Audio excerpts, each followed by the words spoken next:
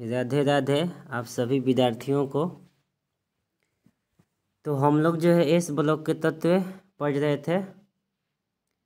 ये भाग जो है ये भाग 2 है, ध्यान रखिएगा। भाग 1 हम लोगों ने पढ़ लिया था, तो देखते हैं हम लोग भाग 2 में क्या क्या चीज़ हम लोग को पढ़ना है।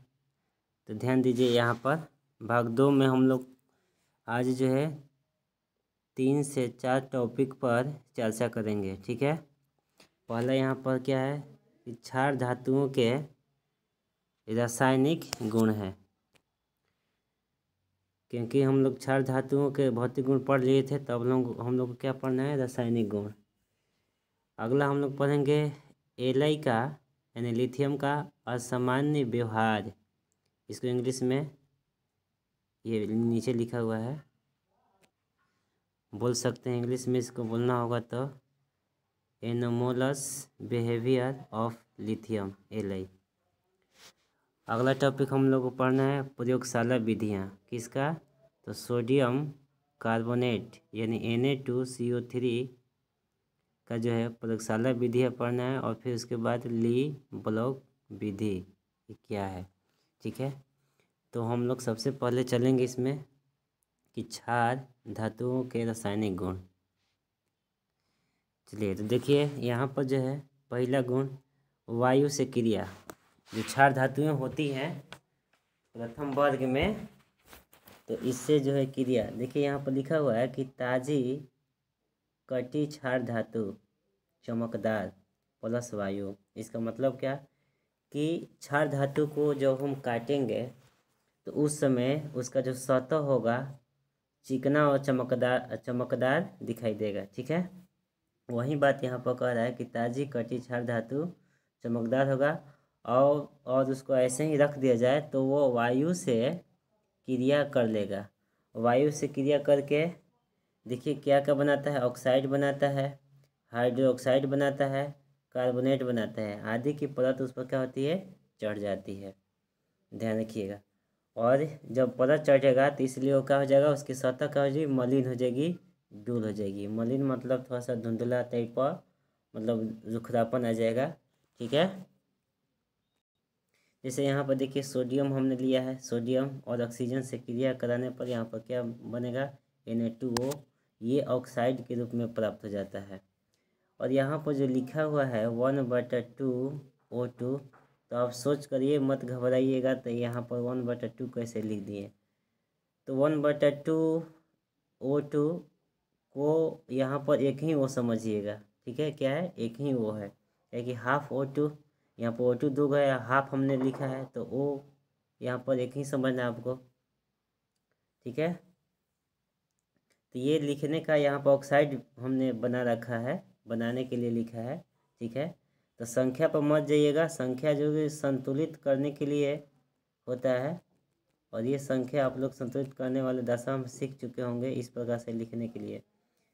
अब देखिए आगे जो है यहाँ पर सोडियम ऑक्साइड से जब हवा H2O यानी पानी जो है क्रिया करेगा नम में, पानी में क्या होता है, नम होता है, तो पानी ही हम बोलेंगे यहाँ पर कि सोडियम ऑक्साइड पानी से क्रिया करके क्या बना देगा, तो सोडियम हाइड्रोक्साइड। तो यहाँ पर देखिए हाइड्रोक्साइड बन गया, ठीक है, OH लगा।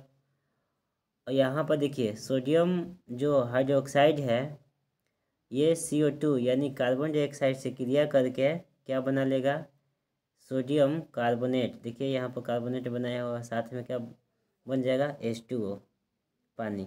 देखिए यहाँ पर H और OH दो को निकल जाएगा तो H2O बन जाएगा, और यहाँ पर क्या है, Na है, OH है, Na है यहाँ पर, और यहाँ पर CO2 है, तो Na2 दो गो Na है, तो Na2 और CO2, और यहाँ पर एक ऑक्सीजन है, CO2 ये वाला, और ऑक्सीजन यहाँ पर एक बचा है, ठीक है। तो क्या बन गया, Na2CO3 कार्बोनेट बन गया। हमने यहाँ पर क्या बताया, शुरू में क्या बताया कि जब ताजी कटी क्षार धातु को चमकदार जो होगा, ठीक है, उसको वायु से जब क्रिया होगा बाहर छोड़ देंगे तो 3 चीज़ बनाएगा। देखिए ऑक्साइड, हाइड्रोक्साइड, कार्बोनेट, ठीक है। यहाँ पर देखिए Na2O ये ऑक्साइड बन गया, ये क्या बन गया, हाइड्राइड बन गया, चूँकि OH लगता है जिसमें वो हाइड्रोक्साइड बन जाता है, ठीक है। और CO2 जिसमें लग जाता है वो कार्बोनेट बन जाता है। तो यहाँ पर देखिए कार्बोनेट बन गया है। नोट में बात यहाँ देखें कि वायु में गर्म करने पर, अगर हम गर्म करेंगे वायु में तो 3 प्रकार के ऑक्साइड बनाती है। पहला बनाती है मोनोऑक्साइड, दूसरा पर ऑक्साइड, तीसरा सुपर ऑक्साइड। और ये तीनों क्या होती है यहाँ पर देखते हैं हम लोग आगे। देखिए यहाँ पर किस प्रकार से बनाया हुआ है। लिथियम जो है ऑक्सीजन से के साथ मतलब वायु के साथ गर्म करने पर Li2O बना गया। यहाँ पर Li ध्यान रखिएगा क्या है, मोनोऑक्साइड है। जब एक रहता है तो उसको मोनोऑक्साइड कहा जाता है। तो यहाँ पर Li भी बना सकता है और Na सोडियम भी मोनोऑक्साइड बनाता है, ध्यान रखिएगा। अब ऑक्सीजन जो है O2 के साथ में यानी वायु O2 के साथ में जब हम गर्म करेंगे तो Na2O2 प्राप्त हो जाता है। तो इसको हम लोग क्या कहेंगे, परऑक्साइड कहेंगे। तो सोडियम क्या बनाता है, परऑक्साइड बनाता है। KO2 के साथ गर्म करने पर KO2 बन जाता है, जिसको हम लोग क्या कहते हैं, सुपर ऑक्साइड कहते हैं। और ये सभी के साथ NaKRbCS यानी सोडियम, पोटेशियम, रुबिडियम और सीजियम, ये तीनों जो है सुपर ऑक्साइड बनाते हैं। यहाँ पर देखिए बात लिखा हुआ है क्या, एक बात समझिएगा यहाँ पर कि लिथियम केवल मोनो ऑक्साइड बनाता है। देखिए इसमें कहीं भी लिथियम, इसमें कहीं भी लिथियम नहीं है। तो लिथियम ध्यान रखिए केवल क्या बनाता है, मोनोऑक्साइड बनाता है। क्यों बनाता है, क्योंकि उसका आकार जो होता है छोटा होता है। सोडियम तीनों प्रकार का ऑक्साइड बनाता है। देखिए तीनों में सोडियम है, इसमें भी है, मोनोऑक्साइड में भी, परऑक्साइड में भी और सुपर ऑक्साइड में भी। तो ये तीनों प्रकार का ऑक्साइड बनाता है कौन, तो सोडियम। और पोटेशियम, रुबिडियम, सीजियम जो है केवल सुपर ऑक्साइड बनाते हैं। ध्यान रखिएगा, ये सब 1 नंबरिया में पूछ सकता है। ये जो रिएक्शन है आपको जो है, रिएक्शन आप लोग पीछे देख लीजिएगा, चैप्टर नंबर 4 जो हमने बता रखा है उसके आधार पर भी है और कुछ यहाँ पर थोड़ा सा अलग भी है, तो उसको हम लोग समझ लेंगे। देखिए यहाँ पर दूसरा नंबर जो है जल की क्रिया। जल से क्रिया क्या है, तो जल से क्रिया हाइड्रोक्साइड बनाती है। जैसे सोडियम है, सोडियम और जल यहाँ पर लिया गया है, जल का 2 भाग, तो क्या बनेगा, 2 NaOH और हाइड्रोजन जो है निकल जाता है। तो सभी तत्वों के साथ होगा, जो क्षार धातु सभी है, जल से क्रिया करके क्या बनाएंगे, हाइड्रोक्साइड बनाएंगे। यहाँ पर एक बात ध्यान रखिएगा कि जितना भी बात बताया जा रहा है यहाँ पर,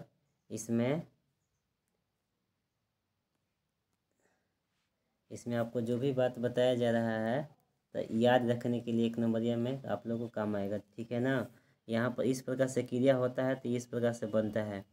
और ये ऐसा कैसे हो जाता है, ये आप जब हम लोग पढ़ेंगे अच्छा से केमिस्ट्री 11 और 12 में, तब जाकर कोई बात क्लियर होता है, ध्यान रखिएगा, ठीक है। यहाँ पर जो हमने बात बताई आपको कि लिथियम जो है वायु से क्रिया करके क्या बनाता है, मोनोऑक्साइड, सोडियम भी बना लेता है। और सोडियम जो है वायु से क्रिया करके परऑक्साइड बनाता है, केवल सोडियम में परऑक्साइड बनाता है। और देखिए ऑक्सीजन जो है अगर एक भाग और आ गया तो यहाँ पर लग जाता है। यहाँ पर देखिए एक है ऑक्सीजन, तो इसलिए मोनो हमने कहा। यहाँ पर एक जो है एक्स्ट्रा आ गया ऑक्सीजन, तो परऑक्साइड कहेंगे, ठीक है। और KO2 यहाँ पर ध्यान रखिएगा क्या आ गया, सुपर ऑक्साइड इसको बोलेंगे, क्योंकि यहाँ पर देखिए 2 ऑक्सीजन आ गया। यहाँ पर भी 2 है, लेकिन 2 Na के साथ में 2 है, तो एक ही के साथ हुआ ना। यहाँ पर लिथियम के साथ में एक ही 2 लिथियम है, 4 लिथियम है और 1 भाग ऑक्सीजन है। तो यहाँ पर उसके आधार से नहीं कहा जा रहा है, ध्यान रखिएगा कि ऑक्सीजन जो है यहाँ पर केवल 1 मात्रा में, इसलिए इसको मोनोऑक्साइड हमने कहा। यहाँ पर एक्स्ट्रा आ गया है इसलिए इसको परऑक्साइड कहेंगे। यहाँ पर इसको KO2 को क्या कहा जाता है, सुपर ऑक्साइड, इसे भी याद रखिएगा। चलिए आगे देखते हैं हम लोग।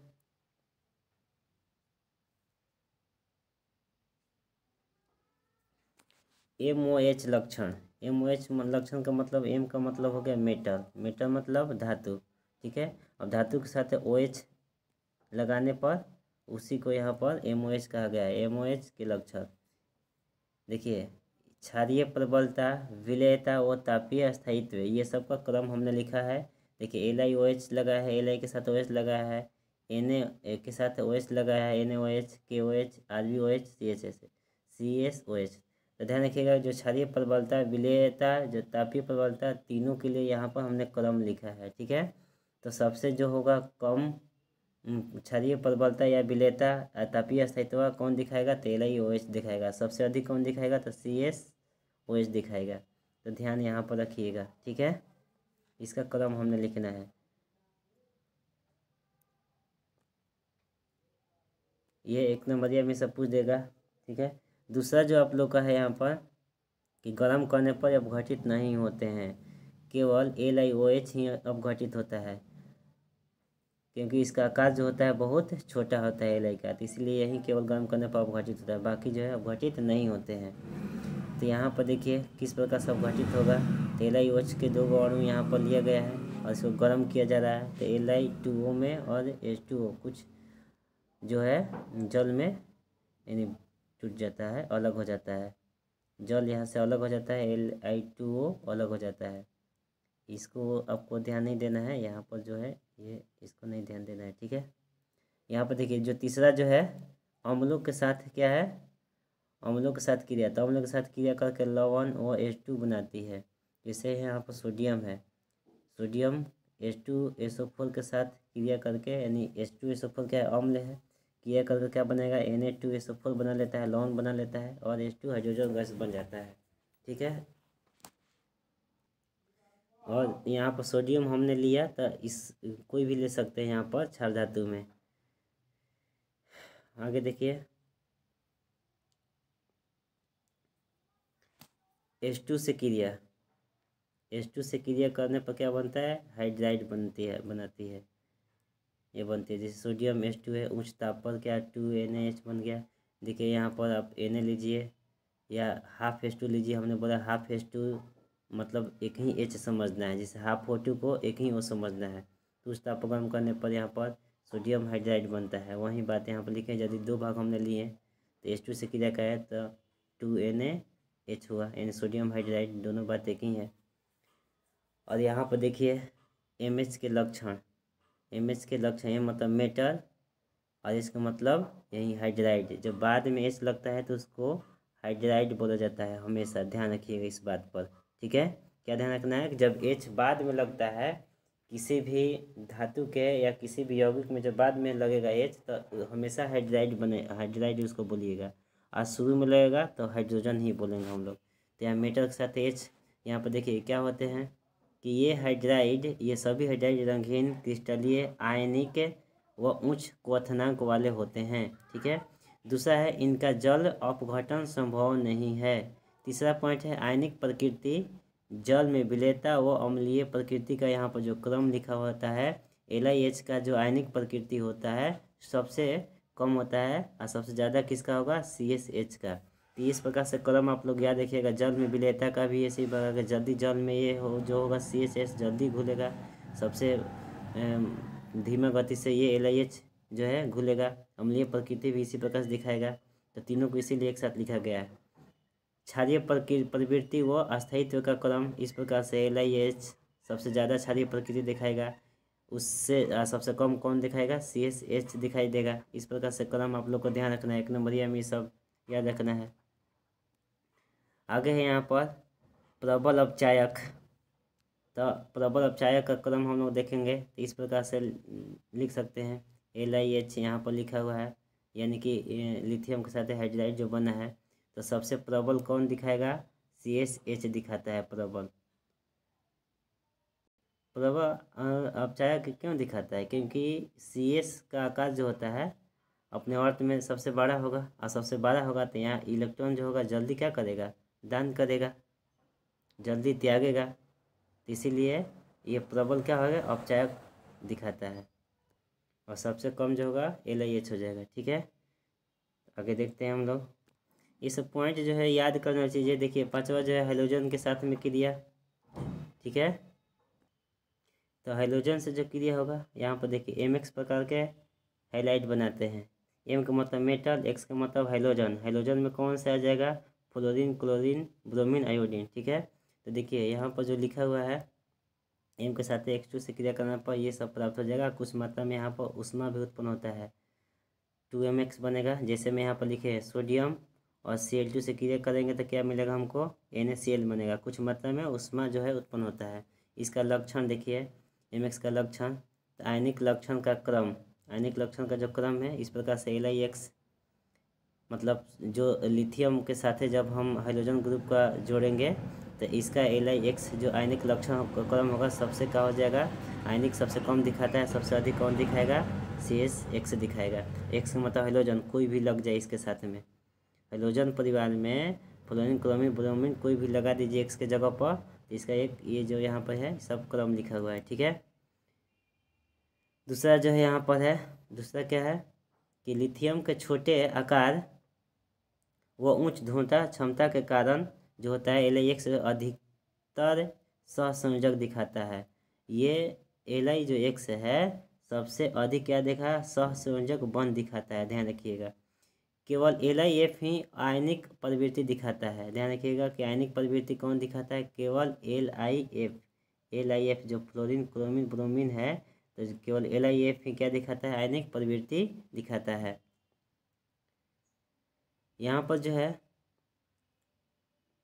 तीसरा जो है विलयता का क्रम, तो विलयता मतलब कि घुलनशीलता, इस प्रकार से LiX जो है और सबसे मतलब धीमी गति से घुलेगा और सबसे जल्दी कौन घुलेगा, CXX। यहाँ पर उदाहरण ये लिए हैं। ठीक है, तो ये सब चीज़ आप लोग को नोट कर कर आप लोग को ध्यान में रखने वाली चीज़ है। ठीक है, ध्यान में रखिएगा तो अच्छा रहेगा, नहीं तो उतना कोई इसको ज़रूरत नहीं है, लेकिन एक नंबरिया के लिए बहुत ही ज़रूरत है। यहाँ पर आपको केवल ध्यान देना है कि हाइड्रोजन के साथ में क्रिया, ठीक है, किस प्रकार से होगा, तो ये आपको समझ में आ रहा होगा यहाँ पर कि किस प्रकार से क्रिया यहाँ पर हुआ है। यही बात यहाँ पर ये लिखा हुआ है। X2 का मतलब क्या हुआ है, X का मतलब हाइड्रोजन, हाइड्रोजन फ्लोरीन क्लोरीन, मतलब X के जगह पर Cl हो सकता है, F हो सकता है, I हो सकता है। ठीक है,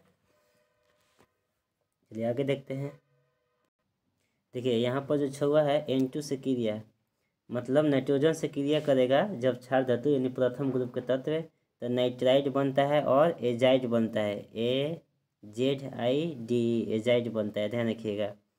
जैसे M यहाँ पर धातु है, धातु यानी कि कोई भी पहला ग्रुप के हमने बात किया, और N2 से क्रिया कराने पर यानी जलाने पर हमको ये चीज़ प्राप्त हो जाता है M3N। M3N का मतलब यहाँ पर जैसे सोडियम लिखे हैं, N2 से क्रिया करने पर क्या मिलेगा, N2 Na3N मिले, यानी नाइट्राइड इसको बोलेंगे, क्या बोलेंगे, नाइट्राइड बोलेंगे। और अगर 2 Na और 3 6 Na भाग यदि हम क्रिया यहाँ पर कराएंगे N2 नाइट्रोजन का, 6 गो नाइट्रोजन का अणु और 2 भाग सोडियम का क्रिया कराएंगे, तो यहाँ पर क्या प्राप्त होता है, इसको एजाइड बोलेंगे जब इस रूप में बनता है Na, ठीक है ना, NaN3 यहाँ पर जो बना इसको क्या बोलेंगे, इस रूप को हम बोलेंगे एजाइड, ध्यान रखिएगा। तो नाइट्रोजन से क्रिया करने पर मेन बात आपको यहाँ ये ध्यान है कि नाइट्राइड बनता है और क्या बनता है, एजाइड बनता है। एजाइड हमको NaN3 को बोलेंगे और नाइट्राइड किसको बोलेंगे, Na3N को बोलेंगे। हम लोग नामकरण सीखने वाले हैं, तो जब नामकरण हम सीखेंगे तो ये सब स्पष्ट हो जाएगा आप लोग को। ठीक है, यहाँ पर मेन बात आपको ध्यान रखना है कि N2 से क्रिया करने पर क्या बनता है, तो ये चीज़ बनता है। ठीक है, चलिए आगे देखिए। अब आगे हम लोग को देखना है लिथियम का असामान्य व्यवहार। ठीक है, कारण देखिए, इसका कारण मतलब असामान्य व्यवहार क्यों दिखाता है, मतलब दूसरे से मतलब भिन्नता और समानता में क्या मतलब अंतर है, वही बात यहाँ पर लिखा गया है। ठीक है, तो यहाँ पर जो है लिथियम वो Li+ का आकार बहुत क्या होता है, छोटा होता है। अपने वर्ग में आयनन एंथैल्पी सबसे क्या होता है, अधिक होगा। ठीक है, अपने वर्ग में जो आयनन एंथैल्पी होता है सबसे अधिक होता है। आयनन एंथैल्पी के बारे में हमने बात किया है क्लास में। ठीक है, तीसरा यहाँ पर स्टेप क्या है कि विद्युत धनात्मकता जो है सबसे क्या होता है, कम होता है। Li+ की ध्रुवता क्षमता सबसे अधिक होगा। Li में Nd कक्षक नहीं होते हैं, Nd कक्षक मतलब कि Li में D कक्षक खाली नहीं होते हैं, ध्यान रखिएगा, D कक्षक होते ही नहीं है, बाकी में सब में होते हैं, इसीलिए असमान व्यवहार दिखाता है। ठीक है, आयनन एंथैल्पी भी सबसे अधिक होगा, क्योंकि वर्ग में ऊपर से नीचे जाने पर आयनन ऊर्जा में चाहे आयनन एंथैल्पी में क्या होता है, कमी आता है। ठीक है, तो सब जब कमी आएगा तो वर्ग में ये सबसे ऊपर रखा गया है अपने वर्ग में, तो क्या हो जाएगा, इसका आयनन एंथैल्पी सबसे अधिक होगा। चूँकि हाइड्रोजन को नहीं लेंगे, हाइड्रोजन तो अधातु है, सबसे ऊपर रखा गया है लिथियम का, लेकिन हाइड्रोजन अधातु है, लिथियम सोडियम इसकी बात किया जा रहा है, मतलब धातु में। अब देखिए छवा जो है प्रबल अंतर्धात्विक बंध दिखाता है, यह प्रबल बंध भी दिखाता है। अब देखिए क्षार धातुओं से भिन्नता कैसे है, एलाई अन्य क्षार धातुओं से अधिक क्या होता है, कठोर होता है।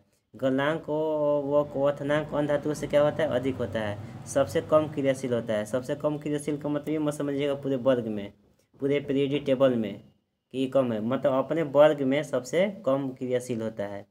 ठीक है, चलिए आगे देखते हैं। ये सब आपका असमान व्यवहार है, ये सब याद करने वाली चीज़ें याद कर लीजिएगा। देखिए यहाँ पर जो है पांचवा जो है कम अस्थाई हाइड्राइड बनाती है। ठीक है, ये कम जो है अस्थाई होता है, जो हाइड्राइड बनाता है लिथियम कम अस्थाई होता है। छवा है यहाँ पर कि छवा क्या है, Br2 से धीरे धीरे क्रिया करती है, वायु में जलाने पर केवल क्या बनती है, मोनोऑक्साइड Li2O बनाती है। हमने देखा कि Li ही केवल मोनोऑक्साइड बनाती है, और बाकी सोडियम भी बनाती है, लेकिन Li केवल मोनोऑक्साइड बनाती है। वायु में जलाने पर केवल मोनोऑक्साइड ही Li2O बनाती है, ध्यान रखिएगा, जबकि सोडियम जो होता है तीनों बनाता है। Li2O सबसे कम क्षारीय और जल में क्या होता है, कम घुलनशील होता है। N2 से क्रिया करके सीधे LiN3 बनाती है। LiOH वर्ग में सबसे क्या होता है, दुर्बल क्षार होता है।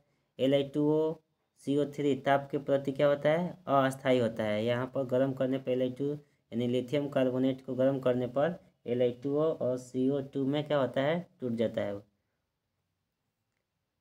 ठीक है, तो ये सब आपको पॉइंट है। और यहाँ पर एक मिस्टेक हो गया है, 3 गो इधर है और यहाँ पर जो है पांचवा से लिए हैं। 10 गो पॉइंट यहाँ पर आप लोग को है, लेकिन एक ज़्यादा बढ़ गया है। ठीक है, तो उसको आप लोग अच्छा से 10 नोट कर लीजिएगा। 10 गो में से आपको 2 4 5 गो याद होना चाहिए, और कोई सब याद करना कोई ज़रूरी नहीं है। ठीक है, आगे देखिए। आगे हम लोग का उपयोग, मतलब क्षार धातु का उपयोग क्या होता है, जो पहला ग्रुप है यहाँ पर लिखे हुआ है, इसका क्या उपयोग है, इस चीज़ को हम लोग को देखना है। ठीक है, तो यहाँ पर देखिए LiPb लिथियम, और Pb का मतलब क्या होता है, लेड शीशा। ये मिश्र धातु हो मिलकर मिश्र धातु बन जाएगा, इंजन निर्माण में क्या देगा, काम देगा।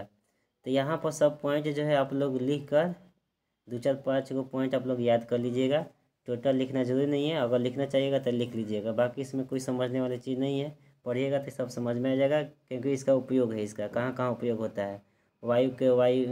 वायुयान के निर्माण में भी उपयोग होता है, विद्युत रासायनिक सेल में भी उपयोग होता है। ठीक है, जैविक अभिक्रिया में भी महत्वपूर्ण है, उर्वरक में भी KCl के रूप में, मृदु साबुन और CO2 के अवशोषण में भी, प्रकाश CS का प्रयोग किया जाता है प्रकाश विद्युत सेल में भी। ठीक है, तो इसका उपयोग लिखा हुआ है, आप लोग इसको नोट कर लीजिएगा। चलिए अब आगे हम लोग देखेंगे क्या, आगे हम लोग को देखना है सोडियम कार्बोनेट, यानी प्रयोगशाला में विधि या प्रयोगशाला में किस प्रकार से बनता है, और ली ब्लॉक विधि इसको देखेंगे। देखिए अणु सूत्र इसका होता है Na2CO3, अणु भार कितना हो जाएगा, 106 हो जाएगा। आप लोग निकालने के लिए जानते होंगे, यहाँ पर निकाल के बताया हुआ है। ठीक है, चलिए आगे हम लोग देखते हैं इसका अणु सूत्र, यहाँ पर वही बात लिखा हुआ है। देखिए इसको रासायनिक नाम हमको क्या बनेगा, सोडा एस भी बोला जाता है, सोडा एस। और ये धोवन सोडा है। अगर सोडियम कार्बोनेट में 10 अणु लेंगे जल का, तो क्या बन जाएगा, यहाँ पर धोवन सोडा बन जाएगा, यानी धोने का सोडा। देखिए प्रयोगशाला में विधि है, प्रयोगशाला में किस प्रकार से बनाया जाता है, तो सोडियम जो हाइड्रोक्साइड है, देखिए यहाँ पर 2 भाग सोडियम हाइड्रोक्साइड लिया गया है, NaOH, और इसको कार्बन डाइऑक्साइड यानी CO2 के साथ में क्रिया कराने पर हमको क्या प्राप्त हो जाता है, सोडियम कार्बोनेट प्राप्त हो जाता है। और क्या प्राप्त हो जाता है, जल H2O।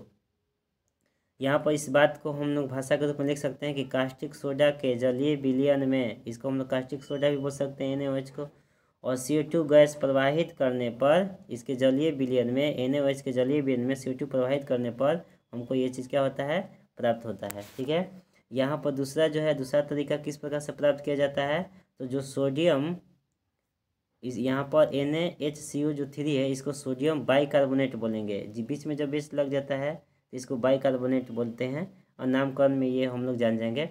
सोडियम बाइकार्बोनेट को गर्म करने पर देखिए यहाँ पर क्या प्राप्त हो जाता है, सोडियम कार्बोनेट प्राप्त हो जाता है, कुछ मात्रा में जल प्राप्त होता है जो भाप के रूप में क्या हो जाता है, उड़ जाता है।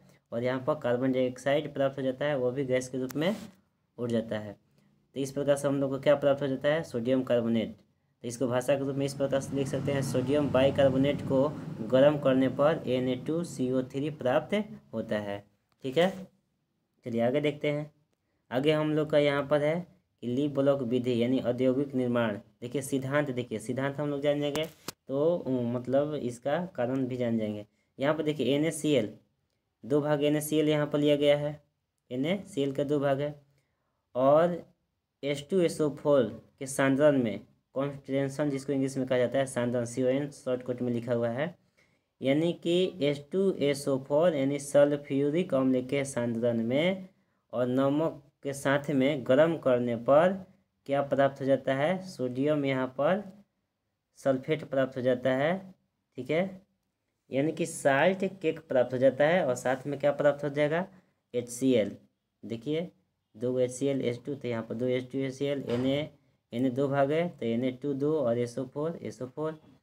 ठीक है, अब देखिए यहाँ पर जो Na2SO4 है जो प्राप्त होता है, तो पुनः जो है अब इसको कार्बन के साथ है गर्म करने पर क्या प्राप्त होता है, सोडियम सल्फाइड प्राप्त हो जाता है। ठीक है, सोडियम सल्फाइड प्राप्त होता है, Na2S प्राप्त हो जाता है और साथ में क्या प्राप्त होता है, कार्बन मोनोऑक्साइड प्राप्त हो जाता है। और फिर पुनः सोडियम सल्फाइड के साथ है चूना जो पत्थर होता है, ठीक है, उसको CaCO3 मतलब चूना पत्थर को गर्म करने पर किसके साथ में, सोडियम सल्फाइड के साथ में, Na2S के साथ में, तो क्या प्राप्त हो जाता है हमको, यहाँ पर देखिए सोडियम कार्बोनेट प्राप्त हो जाता है और साथ में ये प्राप्त हो जाता है, साथ में CaS प्राप्त हो जाता है। ठीक है, तो यहाँ पर हम लोग को मैंने ये देखना है कि किस प्रकार से प्राप्त होता है। तो ली ब्लॉगले का विधि में ये देखना है हम लोग को, ध्यान से एक बार फिर देखिएगा, फिर बता रहे हैं। क्या यहाँ पर है कि नमक के साथ है, नमक के साथ है किसको, तो सल्फ्यूरिक अम्ल के साथ क्रिया कराने पर यानी गर्म करने पर हमको क्या प्राप्त हो जाएगा, Na2SO4 प्राप्त होगा। ठीक है, यानी साल्ट केक प्राप्त होगा। और साल्ट केक के साथ है कार्बन को गर्म करने पर, यानी कार्बन और साल्ट केक को मिलाकर गर्म करने पर हमको क्या प्राप्त हो जाता है, Na2S प्राप्त हो जाता है। ठीक है, और पुनः Na2S के साथ में यानी चूना पत्थर के साथ लेकर के एक साथ गर्म करने पर हमको क्या यहाँ पर प्राप्त हो जाता है, सोडियम कार्बोनेट प्राप्त हो जाता है। तो ये सोडियम कार्बोनेट प्राप्त करने के लिए यहाँ पर लिखा गया है ली ब्लॉक विधि यानी औद्योगिक निर्माण। इसको देखिए हम लोग भाषा के रूप में इस प्रकार से लिख सकते हैं, यहाँ पर कारण दे सकते हैं। देखिए 3 पद में यहाँ पर लिखा हुआ है, 3 पद में पहला है साल्ट केक निर्माण। क्या निर्माण हुआ, पहला हम लोगों ने देखा साल्ट केक निर्माण किस प्रकार से हुआ, तो सोडियम व कॉन्सेंट्रेशन H2SO4 को एक साथ गर्म करने पर क्या प्राप्त हो जाता है, यहाँ पर सोडियम बाइसल्फेट लिखा हुआ है, प्राप्त होता है, 1 भाग लिखा हुआ है यहाँ पर। ठीक है, यहाँ पर NaHSO4 सोडियम बाइसल्फेट प्राप्त होता है। और देखिए यहाँ पर जो है NaH और H एक साथ जो है निकल जाता है यहाँ पर, तो HCl के रूप में निकल जाएगा। यहाँ पर क्या प्राप्त हुआ, सोडियम बाइसल्फेट। शेष बचा तो कुछ भाग पूरा मतलब क्रिया करने पर पूरा समाप्त ही नहीं हो जाता है, कुछ भाग बच जाता है NaCl और पुनः सोडियम बाइसल्फेट से क्रिया करके क्या प्राप्त हो जाता है, यहाँ पर Na2SO4 यानी साल्ट केक बनाता है। ध्यान रखिएगा, यहाँ पर क्या बनाता है, Na2SO4। यहाँ पर हम लोगों ने देखा, देखिए यहाँ पर क्या प्राप्त हुआ, यहाँ पर प्राप्त हुआ है ना, यहाँ पर Na2SO4। वही बात यहाँ पर कहा गया है कि लास्ट में हमको क्या प्राप्त हो गया कि Na2SO4 साल्ट केक बनाता है। ठीक है, और पुनः जो है इसके साथ में क्रिया कराने पर NaHSO4 के मतलब नमक के साथ NaCl के साथ गर्म करने पर क्या प्राप्त हो गया, देखिए साल्ट केक यहाँ पर HCl के रूप में क्या हो गया, बाहर आ गया। यही बात को यहाँ पर लिखा हुआ है, ध्यान रखिए, जो हमने पीछे दिखाया है। यहाँ पर थोड़ा सा रिएक्शन डायरेक्ट यहाँ पर लिखा हुआ है, यहाँ पर डायरेक्ट लिखा हुआ है। ठीक है, और यहाँ पर जो है उसको अलग अलग दिखा दिया गया है। यहाँ पर अलग अलग दिखाया गया है कि एक NaCl के साथ है, ऐसा करने पर हमको ये प्राप्त होगा। और फिर जो एक NaCl है, क्योंकि वहाँ पर 2 NaCl लिया गया है, यहाँ पर देखिए 2 NaCl है, ठीक है। और यहाँ पर जो है एक NaCl के साथ में सोडियम बाईसल्फेट के साथ है, गर्म करने पर क्या प्राप्त हो गया हमको, साल्ट केक प्राप्त हो गया, ठीक है। चलिए देखते हैं आगे। तो इसको एक बार 2 बार अच्छा से देख लीजिएगा कि जो है इसके साथ में H2O को मतलब क्रिया कराने पर क्या पहले नंबर में ये प्राप्त होगा, NaHSO4 प्राप्त होगा, ठीक है। और देखिए यहाँ पर लिखा हुआ है वही बात, किस प्रकार से प्राप्त होगा, NaCl, क्योंकि यहाँ पर जो है H 2 है तो यहाँ पर 2 H लिया हुआ है, SO4, तो एक HCl के साथ में Cl निकल जाएगा और Na और HSO4 यहाँ पर प्राप्त हो गया, ठीक है। शेष बचा NaCl, फिर पुनः NaCl में इसके साथ क्रिया करके क्या बन जाता है, साल्ट केक बनता है यहाँ पर वही बात लिखा हुआ है, ठीक है, ध्यान रखिएगा। आगे क्या है, दूसरा देखिए है काली राख का निर्माण। तो साल्ट केक कार्बन चूर्ण व चूना पत्थर NaCl के मिश्रण को बारीक पीसकर गर्म करने पर काली राख प्राप्त होती है। देखिए यहाँ पर Na2SO4 कार्बन, यानी ये क्या है, साल्ट केक है, कार्बन है और चूना पत्थर है, उसके साथ गर्म करने पर हमको ये तीनों का मिश्रण प्राप्त होगा यहाँ पर, और इसी को हम लोग क्या कहेंगे, काली राख बोलेंगे। किसका किसका मिश्रण प्राप्त होगा, तो सोडियम कार्बोनेट का, ठीक है, कैल्शियम सल्फाइड का और यहाँ पर कार्बन मोनोऑक्साइड का प्राप्त होगा, और शेष प्राप्त होगा, मिश्रण प्राप्त होगा, उसी को हम लोग क्या बोलेंगे, काली राख बोलेंगे। देखिए काली राख में ध्यान रखिएगा कि 45% क्या होता है, सोडियम कार्बोनेट होता है। तीसरा स्टेप यहाँ पर है काली राख से Na2CO3 को अलग करना। किस प्रकार से, मतलब इसको अलग करेंगे ये दोनों से। तो देखिए काली राख को पीसकर जल के साथ निछालित करते हैं, ठीक है, जल के साथ क्या करते हैं, निछालित करते हैं।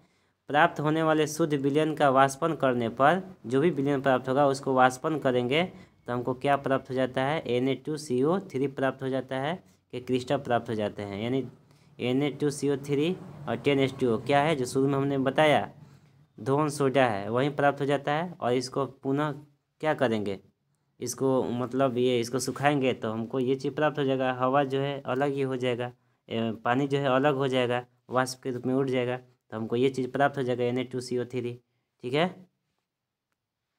चलिए आगे देखते हैं इसकी विशेषताएं क्या होती है।